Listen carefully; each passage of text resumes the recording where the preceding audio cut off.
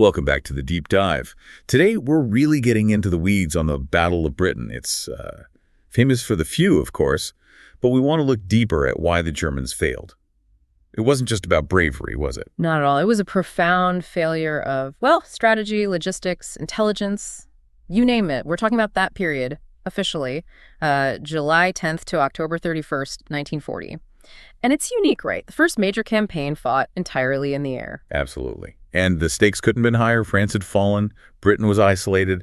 The Wehrmacht looked unstoppable. Hitler, well, he seemed to expect Britain to just roll over, sue for peace. He really did. And when that didn't happen, the next logical step, at least on paper, was invasion, Operation Sea Lion. But, every German general knew crossing the channel without controlling the skies, that was pure suicide. Air superiority, that was the absolute prerequisite. Right. The Luftwaffe had to smash the RAF, particularly Fighter Command, before any ships could realistically sail. Exactly. So our mission today, this deep dive, isn't just about the dogfights, thrilling as they were. We're digging into the systems behind it all, the planning or lack thereof, the critical miscalculations, the tech differences that, all added up to stop the German Eagle. Stop them from getting that crucial air supremacy, which in turn meant no Sea Lion, their first really big, undeniable defeat of the war. And it's worth remembering, initially, Sea Lion wasn't even the primary goal for some. It was risky. The hope, especially for Goering, was that just the threat of overwhelming air power, the bombing, would be enough. Enough to force Britain to the negotiating table. Make them see sense from the German perspective. Right. When that political approach failed, then the focus had to shift to actually winning that air battle outright. Okay, let's start there. Section 1. The strategic thinking, or maybe the strategic confusion, and the forces involved. Because the Luftwaffe had a doctrine, didn't they? It wasn't just bomb everything. No, not originally. Their core doctrine, established back in 1935, the conduct of air war, was very much tied to blitzkrieg, fast, mobile ground warfare. So close air support for the army. Primarily. The doctrine set clear priorities. First, get local temporary air superiority clear the skies above the battlefield. Second, provide that direct support to the Army and Navy. Strategic bombing, hitting industry deep in enemy territory.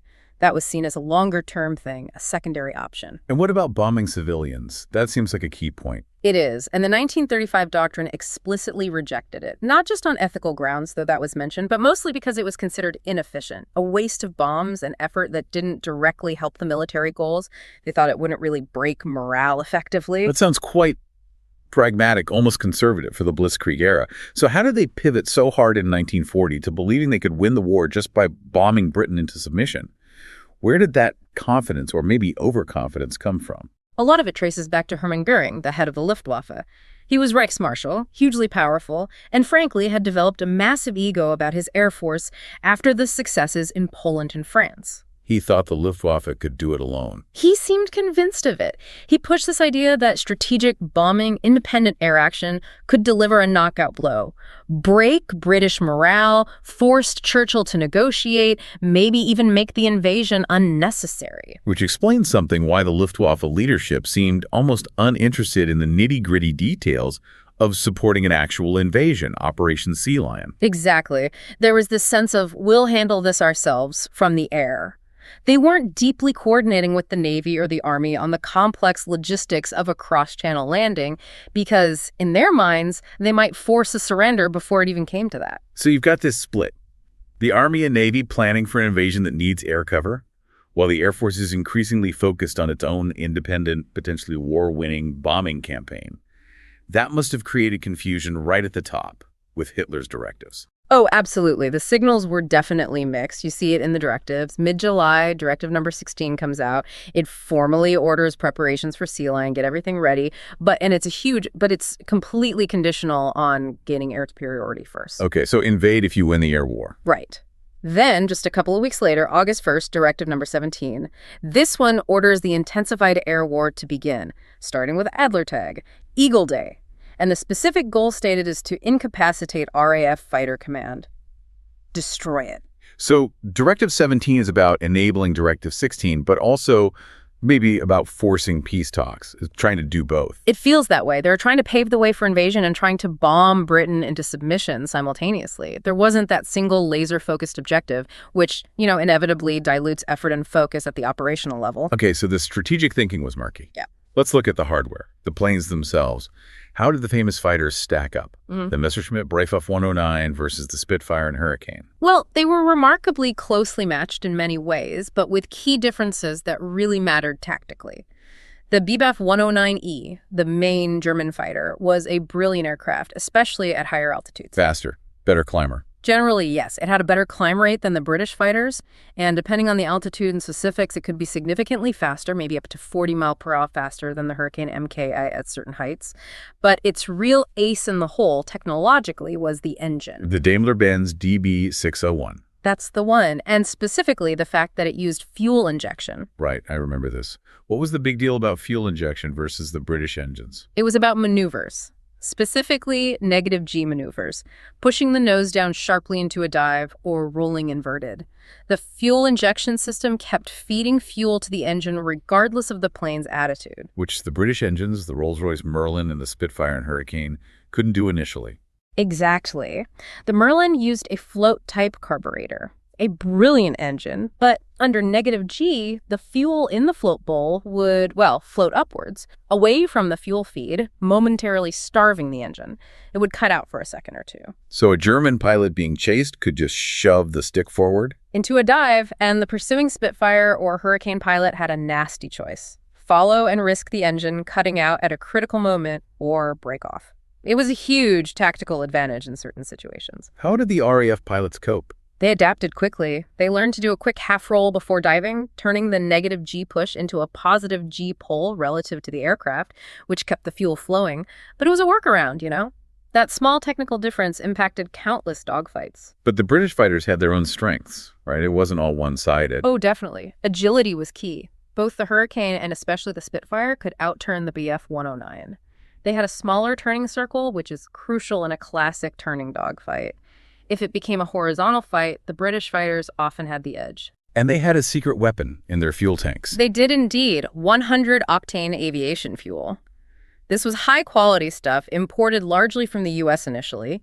It allowed the Merlin engines to run at higher boost pressures, especially with an emergency setting. Giving them extra power. Significant extra power, yeah. It could give a temporary speed boost, maybe 30 miles per hour or so at lower altitudes, often just enough to escape a tight spot or catch a fleeing enemy. It was a major performance enhancer that the Germans didn't initially have in the same way. Okay, performance is one thing. What about hitting power? Armament. Here, the Germans generally had the edge, certainly early on. The standard Blitz 109E carried two 20mm cannons in the wings and two 7.92mm machine guns in the nose. Those 20mm cannons fired explosive shells. They hit hard. Compared to the British setup. The standard for the Spitfire and Hurricane was 8.3003 caliber machine guns, rifle caliber, essentially, 4 in each wing. Now, that sounds like a lot of guns, and they could put out a high volume of fire, a dense cone of bullets. But less hitting power per bullet. Much less. The .303 rounds often just punched small holes. There are countless reports of German bombers, especially the Heinkels, getting back to base, looking like sieves, peppered with hundreds of .303 hits, but still flying. The 20mm cannon shell, if it hit a critical component, could be devastating. Took the British time to catch up with cannon armament. Let's talk bombers. The Junkers Ju-87 Stuka. That dive bomber was the icon of the Blitzkrieg, their terror weapon in Poland and France. How did it fare over Britain? The Battle of Britain was basically the end of the Stuka's effectiveness as a frontline bomber against well-defended targets. Its success relied entirely on having local air superiority. The dive bombers needed skies clear of enemy fighters. Which they definitely didn't have over southern England. Not even close. The Stuka was relatively slow, not very maneuverable once it started its dive, and had pretty poor defensive armament. It was tragically vulnerable to the Hurricanes and Spitfires. So the losses were heavy. Extremely heavy, particularly in the big actions around mid-August, like on the 18th, the hardest day. The Stuka Geschwader, the wings, were just decimated. They had to be withdrawn from operations over Britain itself, relegated mostly to attacking shipping in the Channel, where fighter cover might be thinner, or used much later in less contested theaters.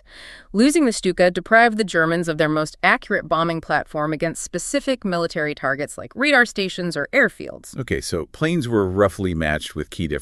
What about the people flying them? The pilots?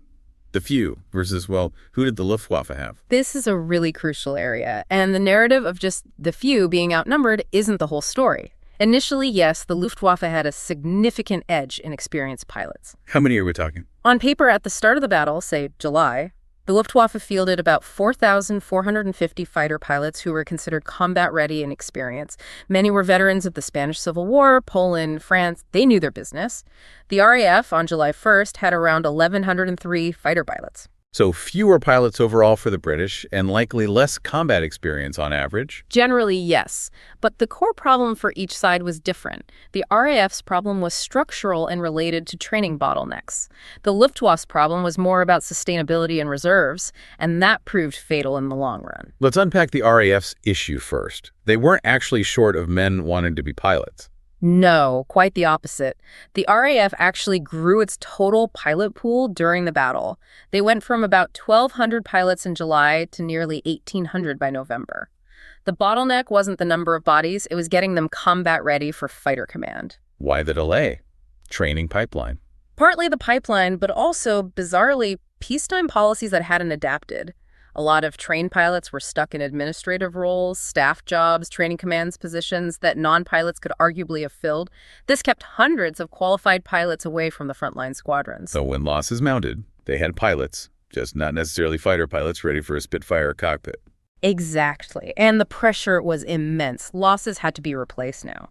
So squadrons were often getting topped up with pilots who had only just finished basic flight training. They might have minimal hours on type on the Hurricane or Spitfire, and critically, often very little gunnery or combat tactics training. Thrown in at the deep end. Completely. And tragically, these new recruits often suffered disproportionately high casualty rates in their first few sorties. They were learning on the job under the most intense pressure imaginable. So how did the Germans, with their initial experience advantage, fumble it? Why didn't they just wear down the RAF? Their failure was logistical, specifically in replacing losses and managing their pilot pool. The Luftwaffe's training organization just wasn't set up for a long, grinding war of attrition like this. It was geared for short, sharp campaigns. Not enough pilots in reserve. Not nearly enough trained pilots ready to step in. Unlike the RAF system, which could keep feeding new pilots through, even if undertrained, the Luftwaffe struggled to replace combat losses and rotate out exhausted veterans. Experienced pilots were flying multiple sorties a day, day after day, week after week. Burnout was inevitable.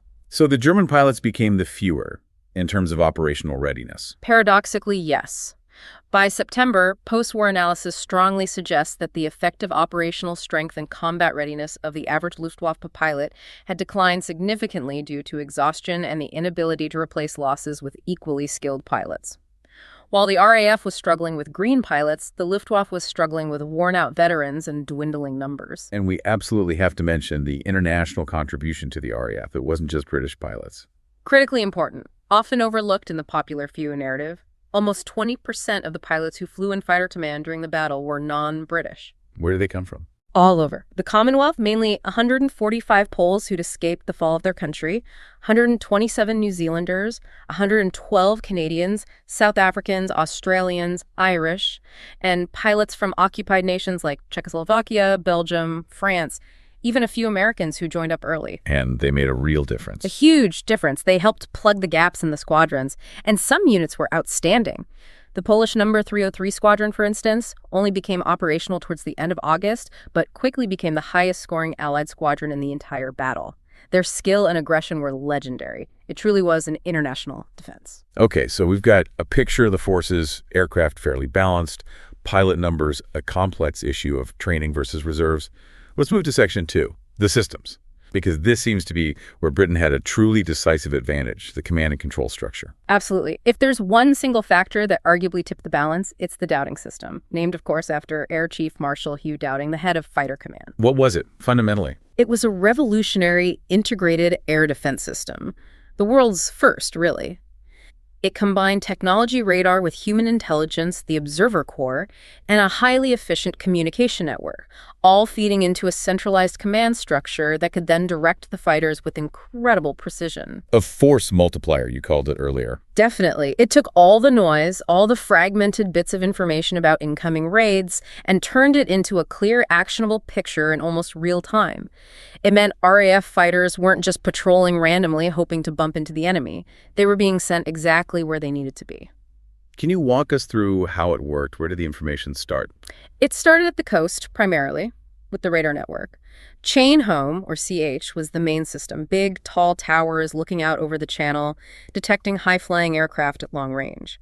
Then there was Chain Home Low, CHL, smaller installations designed to pick up low-flying aircraft that might sneak under the main CH beams. But radar wasn't perfect, right? It couldn't identify what was coming. No, it mainly gave range, bearing, altitude, and an estimate of numbers, a blip on the screen.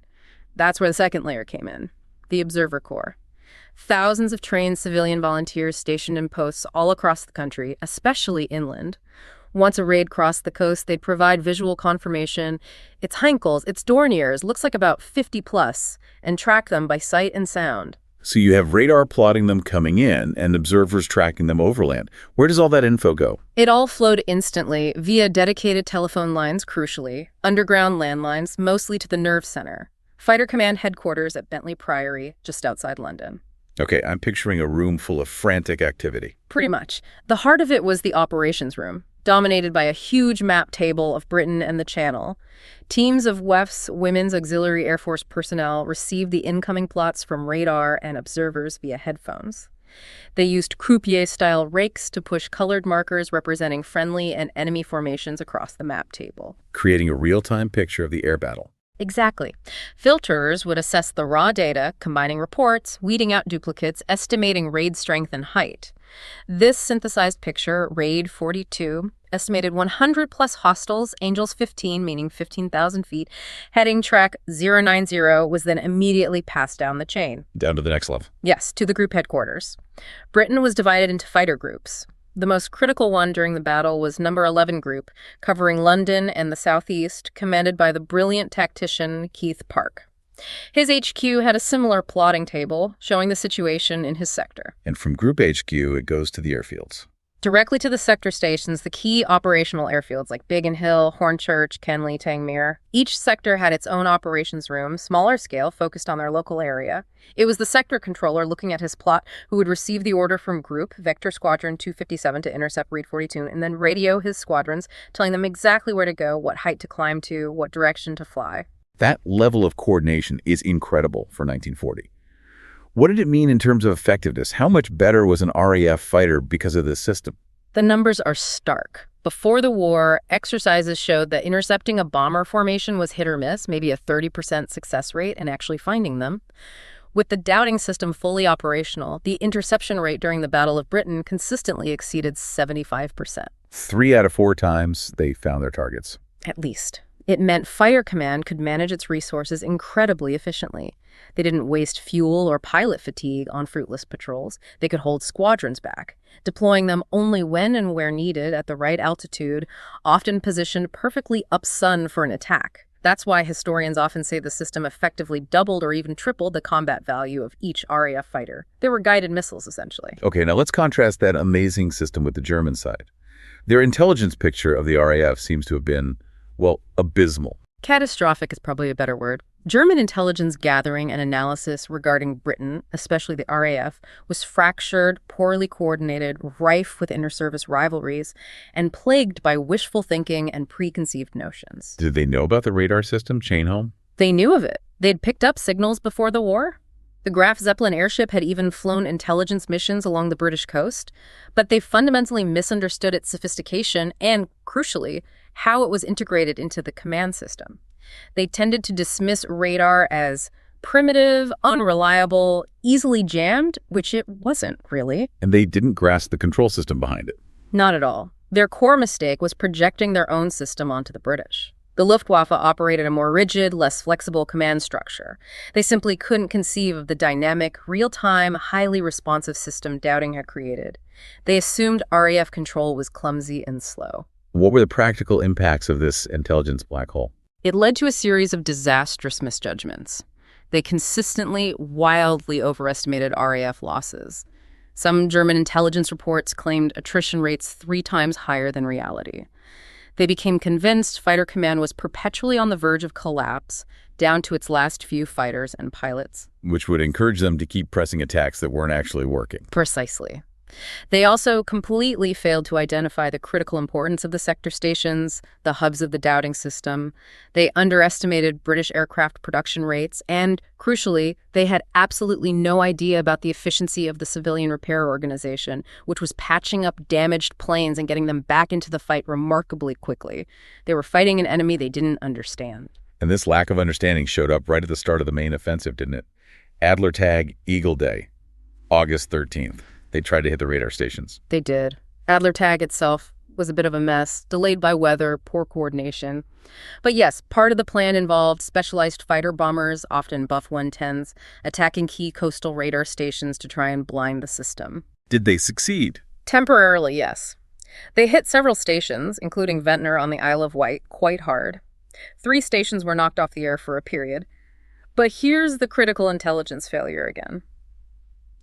They attacked the masts, the aerial arrays themselves. They looked vulnerable, right? Big targets. But not the most important part. Not the truly resilient part. They largely ignored the supporting infrastructure, the power huts, the operations blocks, and crucially, the buried telephone lines that carried the data back to Fighter Command HQ. So even if one mast was down, the system could reroute information from others. Exactly. And the damaged stations themselves. The RAF had repair crews on standby. They proved incredibly resourceful. Ventnor, the hardest hit, was back online, albeit maybe at reduced power, within hours. The others were even quicker. The Germans flew over, saw bent masts, assumed they'd done the job, and crucially didn't come back to finish them off or hit the supporting infrastructure. A massive missed opportunity. They essentially left the eyes and ears of Fighter Command intact. Pretty much. The Dowding system was wounded, maybe, but never blinded. And that failure allowed the RAF controllers to keep vectoring fighters effectively, which led directly to another German disaster just 2 days later. August 15th, the greatest day, as it's sometimes called in Britain, or maybe Black Thursday for the Luftwaffe. Definitely Black Thursday for them. This involved Luftwaffe, the German air fleet based in Norway and Denmark, operating on faulty intelligence again. What was the assumption this time? They assumed that Fighter Command must have pulled almost all its squadrons south to defend London and the main invasion coast. They figured the north of England would be lightly defended, so they launched a massive 2-pronged attack. Bombers escorted by long-range Bf 110 heavy fighters targeting Tyneside and Yorkshire. And the north wasn't undefended. Far from it. Number 13 Group, covering the north, was fully operational and ready. They met the incoming raids with strong fighter forces. And critically, the Bf 109s, the Luftwaffe's best fighters, didn't have the range to escort the bombers all the way from Norway. The slower, less agile Bf 110s were badly mauled by the RAF fighters. What were the losses like? Catastrophic for Luftwaffe. They lost around 75 aircraft destroyed or damaged beyond repair in that single day's operations for relatively light RAF losses. It was such a hammering that Luftwaffe was effectively removed from the main Battle of Britain campaign afterwards. Its bomber units were withdrawn and its fighters were desperately needed elsewhere. An entire air fleet crippled by one day's fighting based on bad intelligence. Okay, moving into Section 3. The Germans are making strategic blunders. Their intelligence is poor, but the fighting is still incredibly intense. August 18th, the hardest day, sees huge losses on both sides. This forces another rethink by the German command, right? Yes, August 18th was brutal. Both sides lost heavily, but the Germans proportionally more, especially in bombers and those vulnerable Stukas. It forced Goering and his commanders to meet and make some crucial tactical adjustments. We already mentioned they pulled the Stukas back. What else?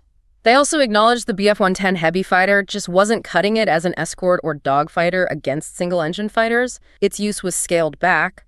But the really critical and ultimately detrimental decision made by Goering personally concerned the Bf 109s. What did he order? He was furious about the bomber losses, so he ordered the Bf 109s to stick much closer to the bomber formations, increase the close escort, reduce the Freyjag, the free hunts where fighter sweeps would go out ahead to clear the airspace. Why was tying the 109s directly to the bombers such a bad idea? It sounds logical. Protect the bombers. It sounds logical, but it threw away the main advantage of the Bf 109, its speed and its ability to choose when and where to engage. Fighters need freedom to operate effectively. Shackling them to the slower bombers forced the 109 pilots to weave and throttle back, effectively flying at the bomber's speed. Making them easier targets for the RAF. Exactly. Unencumbered Spitfires and Hurricanes could dive on them, engage them while they were restricted in maneuver. It also meant the German fighters couldn't proactively attack the RAF formations before they reached the bombers. Adolf Galland, one of Germany's top aces, famously complained bitterly about this order, saying it turned fighters into mere shepherds. German fighter losses started to climb significantly after this change. So, a tactical blunder born out of frustration.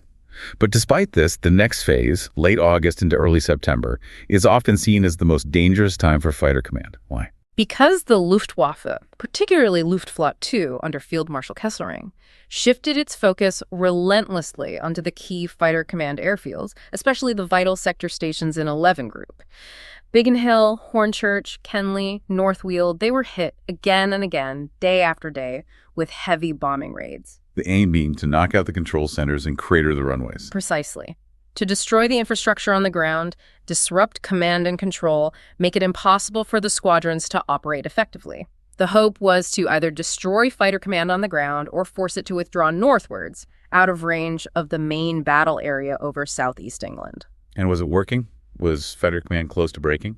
This is debated. It was undoubtedly the period of greatest strain. Damage to airfields was severe, communications were frequently cut, operations rooms had to be moved to emergency bunkers, pilot fatigue was extreme, some squadrons were temporarily pulled out of the line.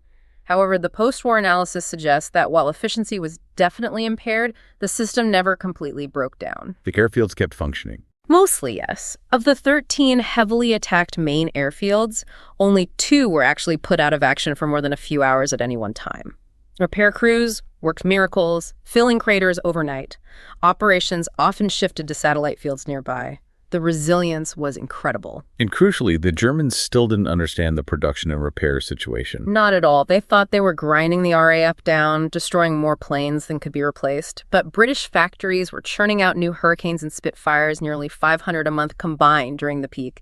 And then there was the Civilian Repair Organization, the CRO. Tell us more about the CRO. It sounds vital. It was a network of civilian firms, car manufacturers, local garages, Nuffield Group factories, all dedicated to repairing damaged aircraft. They'd collect wrecked planes from crash sites, salvage usable parts, rebuild airframes. They were incredibly efficient. A moderately damaged fighter might be back in service in days or weeks. The Germans had no equivalent system on this scale and no intelligence about it. They were counting aircraft shot down as permanent losses, but many were being repaired. So the expected attrition crisis for the RAF didn't happen. It never materialized in the way the Germans anticipated. Losses were heavy, pilots were exhausted, but the planes kept coming, the airfields kept operating, the system kept working, however battered. The RAF bent, but it didn't break. And then, just as fighter command was arguably under the most pressure it would face, the Germans made their single biggest strategic mistake. They changed targets. Yeah. September 7th. The first major daylight raid on London. The Blitz begins. A truly fatal shift. And the trigger seems to have been, bizarrely, relatively small RAF bombing raids on Berlin. Berlin got bombed. I thought Goering promised that would never happen. He did, and RAF Bomber Command, though still small and inaccurate at this stage, started sending small forces to Berlin from late August onwards. The physical damage was minimal, but the propaganda impact, the psychological blow to Hitler and Goering, was immense. It was humiliating. So retaliation. Pure retaliation, largely driven by Hitler's fury. He publicly ordered reprisals against London. He withdrew his previous directive that had spared the capital an authorized Operation Lodge, the plan to systematically bomb London's docks and industrial areas in the East End, but also, undeniably, to terrorize the civilian population and break morale. How did shifting the attack from the airfields to London help the RAF? It was the breathing space they desperately needed. It gave the battered sector stations a chance to repair, to rebuild communications lines, to rest personnel. The pressure on the crucial nerve centers was suddenly lifted. But there was another, even more critical consequence, wasn't there? Related to the fighters. Yes, the logistics. The range of the Bf-109E, we touched on this earlier, escorting bombers all the way to London and backstretched the 109s to their absolute limit. How much time did they actually have over the target? Flying from their bases in northern France, escorting the slower bombers, fighting headwinds potentially. By the time they reached London, most BRAF 109 pilots had maybe 10 minutes of fuel left for actual combat before they absolutely had to turn around and head straight home. Any longer, and they wouldn't make it back across the channel. 10 minutes. That's nothing. It's barely enough time to engage, let alone provide sustained protection. It meant the bomber formations were often left completely undefended for large parts of their journey over England, especially on the way back. And Fighter Command knew this. Oh, yes. Keith Park and his controllers became masters at timing their interceptions. They'd often let the bombers come in, husbanding their own fighters, and then commit their main force to attack just as the German fighter escorts were nervously checking their fuel gauges and starting to turn for home. Leaving the bombers exposed at the most vulnerable moment. Exactly. It led directly to increasingly heavy bomber losses for the Luftwaffe. And it all culminated on September 15th, now commemorated as Battle of Britain Day. What happened on the 15th? The Luftwaffe launched 2 massive daylight raids aimed at London. The RAF met them in force, scrambling virtually every available fighter. The coordination by 11 Group, 12 Group joining from the north was superb. The German formations were broken up, heavily attacked. The losses were decisive. They were. The initial British claims were inflated by propaganda, but post-war analysis confirms around 60 German aircraft were destroyed or written off that day for the loss of about 26 RAF fighters. It was an unsustainable loss rate for the Luftwaffe, especially inexperienced crews. More importantly, it proved conclusively, even to the German high command, that the RAF was not defeated. Far from it. They could still inflict crippling losses on daylight raids. So the aftermath of September 15th. What were the immediate consequences for the Germans? They were swift and decisive. Hitler couldn't ignore the evidence anymore. Just 2 days later, on September 17th, he officially postponed Operation Sea Lion indefinitely, which effectively meant canceled. Because they hadn't achieved step 1, air superiority. Exactly. Without control of the skies, the risks of invasion were simply too great. The German command had to face reality. The Luftwaffe was forced to shift its strategy almost entirely to night bombing the Blitz, which was terrifying for civilians but couldn't achieve the military goal of destroying the RAF or enabling an invasion. It was a clear admission of defeat in the daylight air battle. The German war machine had hit a wall. If we look at the final attrition numbers for the whole battle period, say July to October, what do they tell us? They underline the unsustainability of the German effort. The Luftwaffe lost approximately 1,977 aircraft destroyed during that period. RAF Fighter Command lost 1,087 fighters destroyed. Still heavy losses for the RAF. Very heavy. But the crucial difference, as we discussed, was replacement capability. British factories and the CRO replaced aircraft losses. The RAF training schools, despite their issues, kept producing pilots, boosted by the Commonwealth and Allied flyers. The Luftwaffe's training system simply couldn't keep pace with their losses, especially inexperienced pilots and crew. By the end of October, their operational strength was significantly degraded. Now, the narrative, especially shaped by Churchill's famous speech, "Never in the field of human conflict was so much owed by so many to so few," puts all the focus on the fighter pilots. And rightly so, they were incredibly brave.